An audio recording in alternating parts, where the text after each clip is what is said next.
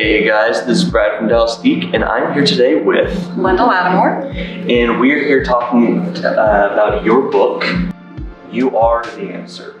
Yes, Solutionaries, you are the answer. Got it. So, tell me a little bit about it. So the book is a guide and a set of worksheets and templates to help people figure out how they can give back in the world, either through their work, or perhaps they want to create a social enterprise like Tom Shoes, or perhaps they just want to find a way to make their heart feel more fulfilled and they don't know how. Okay.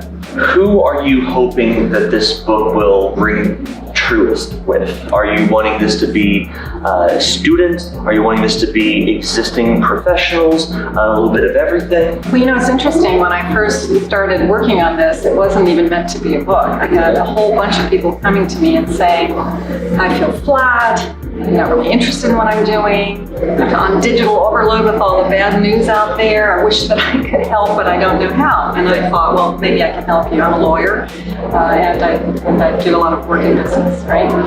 So I began to put together all these templates and guides, and pretty soon they were saying, oh my gosh, I get it, I know what I want to do. That particular group happened to be a group of women, although it's not just for women. It so happened that was. And they were all, I would say, career women that were ready to make a change. By the end of that, I had actually written Solutionaries and didn't know it because I had helped them all in this mastermind and put it out to publication. And what is showing up is that teens in high schools and millennials who are stepping into the colleges these days are going, I want to help. They're very servant-driven, you know, with big hearts. But they may not have the network, and they may not have the funding to go out and be an entrepreneur. So I'm also speaking with corporations about how they can use these programs and maybe create entrepreneurship within corporations so they can recruit and engage this next generation of talent. Nice. So it's showing up everywhere, honestly.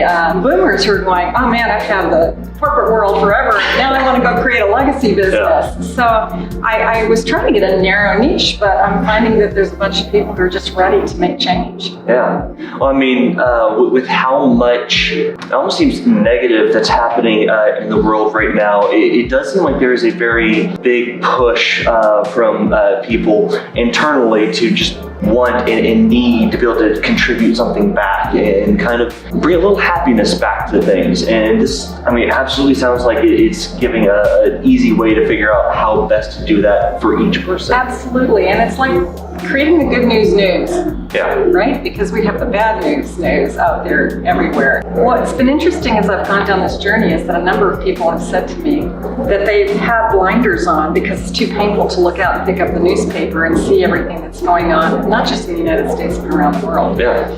And it forced them to open up and see the things that interested them and bothered them so that they could then go find their tribe who are in the same space and go work with them and find a solution. So it's turned out to be a real eye-opener for a lot of people. Very nice. You said this book has only been out for a few months now, right? It came out, like the first week in April, I believe. Nice. And so you were telling me a second ago that when this book first came out, it was immediately well received. It did. It ended up number one on Amazon at Philanthropy and Charity because I think a lot of people who were looking to give back. I think it showed up like 6 for women in business, or 6 or 8 overall on all of Amazon. I can't remember, but it did really well initially. And as a result of that, that's what it spawned all of these requests from schools and other places saying, we want to work on figuring out how to make change and how to make a positive impact on the planet. So it's great for businesses, right? Or people who are trying to bring social responsibility programs into their companies, and others who are entrepreneurs, you know. Of course, it does seem like with all of the books of this type, once you get one out, there's always more that you can think of that can add on to it, or an offshoot that, well, I was able to talk about this, now there's this other thing that's kind of tied into it that I want to be able to explain too. Do you have any other projects in the works currently? I do. There's 2 other books. There's the book that I was working on before all those people called me, which is called the Social Responsibility Toolkit. And it's for small to medium-sized companies who want to create social responsibility programs so that they can bid with the big guys like the Exxons or the University of Texas. They can't bid if they don't have these programs in place. And that one should go to the publisher in the next few months. Okay. And then, very interestingly enough, a couple of high schools here in Texas have asked to move this program into for their juniors and seniors, and we are creating Solutionaries for teens. Oh, we're wow. taking all of this program and we're putting it into a younger language, into teen language, right? So that they can, begin to think about it before they head off to college, that they have a sense of direction, when they apply for college, or if they're not going to go to college, obviously in the workforce, what they'd like to do and how they can contribute. Very nice. So that one should be finished, hopefully, in a few months as well. So yes, a lot of projects right now. Okay. Are we anticipating that both of those books are going to be seeing the light of day this year, next year?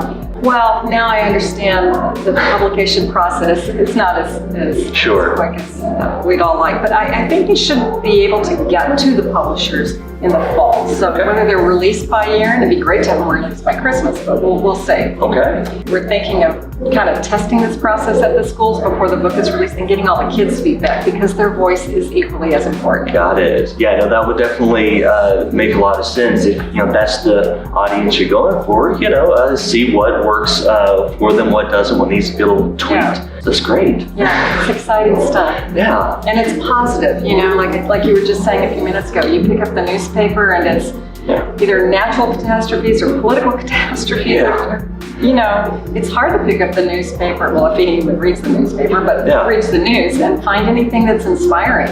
Yeah. But there's a lot of amazing people doing amazing things out there right now, and this gives us an opportunity to search for them. And it's also really nice to be able to have a resource where, when now everybody's wanting to try to do something good, but it can be very hard to figure out how to do that, rather than just saying very pretty things but not actually having action that of to back it up.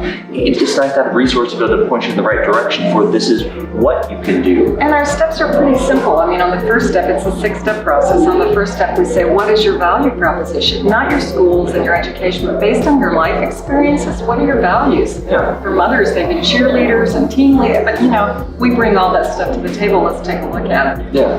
Once they really understand their value proposition, we kind of look at what's your personal brand? How are you showing up in the world? Sure. Online, offline, do people know you have all these amazing values, or are you just writing down the words on a resume that you think a company wants to hear? Right? Yeah. And then the third we go, what is, I never use the word purpose and passion because it's too big, right? And then people think they're supposed to have one purpose or one passion, and they get really depressed when they can't figure out what it is. So we have a lot of purposes and passions, right? So we kind of take a look at that and we say, what interests you? Really, what bothers you? Let's start there. And when we narrow that down, we go, okay, who are the people working in the field, the things that interest you and bother you? Let's go find your tribe. Okay. And then we'll say, how do your values align with there? And now let's create a strategy for you to go do the work you want to do with the people that you want to work with to make change. Nice. And that's all the steps in this book. Very nice. If our viewers out there wanted to be able to go and pick up your book today, where can they find it? Right now it's on Amazon. Okay. That's a pretty easy way to find. It's new, it's coming into some of the bookstores, but really the easiest way is just to go to Amazon. Sure. Do you have a website yourself where they can be keeping an eye out for your other upcoming work? Absolutely. You can go to LindaLattimore.com. So that's LindaLattimore.com, and you can find out all about Solutionaries Academy, which is where we do the work we do, and this book and all the upcoming books and any other projects. Get on my blog or anything else to hear more. So it's all right there. Awesome. Well, if you're interested in checking out her book or continuing to follow her wonderful projects as they come up, links to all that will be down in the description below. Thank so you. until next time, this is Brad from Geeks saying, see ya.